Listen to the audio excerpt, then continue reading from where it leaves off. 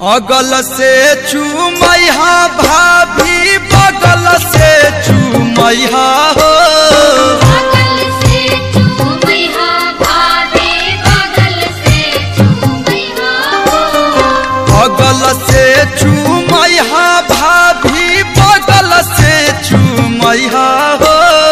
भैया लोग के छुअल जो बना माथे जनी ठेकैहा हो।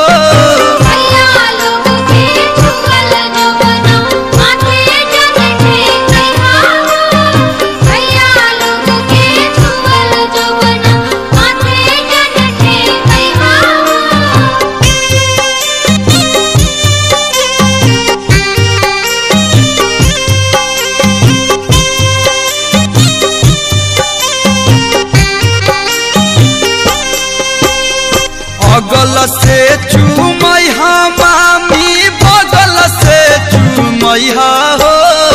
अगल से चूमैहा मामी बगल से चूमैहा हो। अगल से चूमैहा मामी बगल से चूमैहा हो। मामा लोग के छुअल जो